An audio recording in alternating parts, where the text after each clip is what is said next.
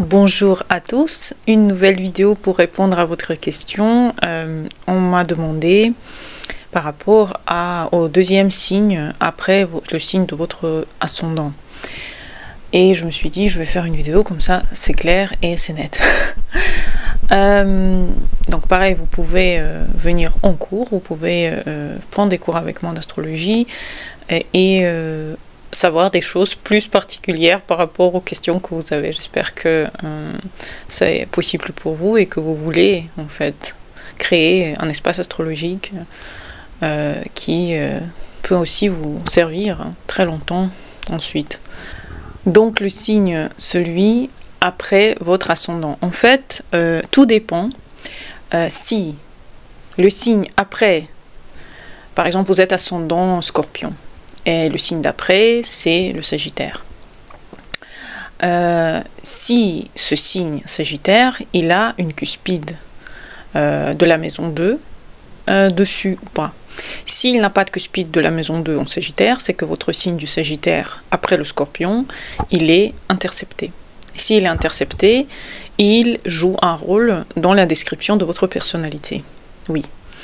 Ça veut dire que vous allez avoir voire 4 maîtres d'ascendant. Vous allez avoir Pluton et Mars pour le Scorpion et vous allez ensuite avoir Jupiter et Neptune pour le signe du Sagittaire. Bien entendu, vous allez moins considérer le signe du Sagittaire parce que bon, il vient après.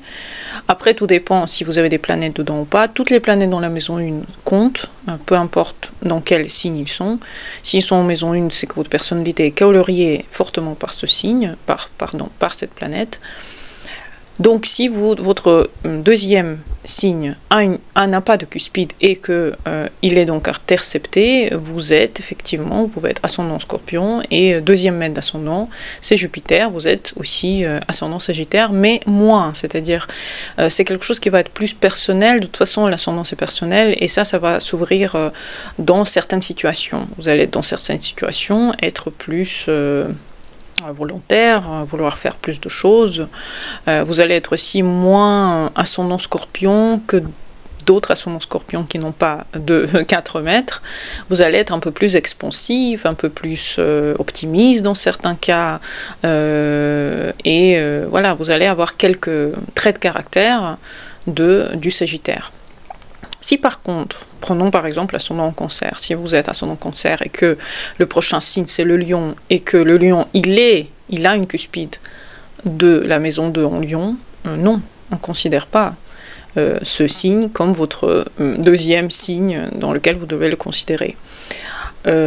Sauf si l'ascendant tombe dans les derniers 5 degrés du Cancer par exemple. Si vous êtes né à 27, 28 degrés du Cancer et le prochain et le Lion prend toute la maison 1, dans ce cas on peut aussi considérer que oui, on peut considérer que le Lion fait partie de votre personnalité, donc vous n'êtes pas si ascendant Cancer, vous êtes aussi beaucoup feu dans certaines situations par rapport à vous-même et par rapport aux choix que vous faites dans votre vie.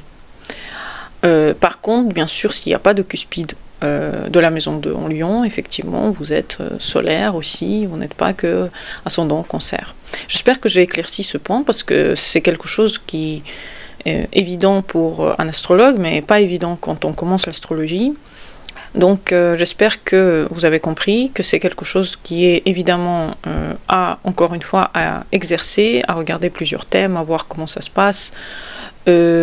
Parce que c'est évident, quand il y a une cuspide dans le signe d'après, ce signe ne fait plus partie effectivement on ne va pas le considérer tant que ça par rapport à la maison 1. Si il n'y a pas de cuspide, l'interception effectivement joue sur la maison 1 plus fortement. Voilà, j'espère que vous avez aimé cette vidéo. Abonnez-vous à cette chaîne, venez en cours et venez en consultation si vous en avez besoin. Si vous n'avez pas besoin d'apprendre, vous voulez juste apprendre quelque chose sur vous-même, venez aussi en consultation. Et à bientôt pour les nouvelles vidéos. Bonne journée à vous et au revoir.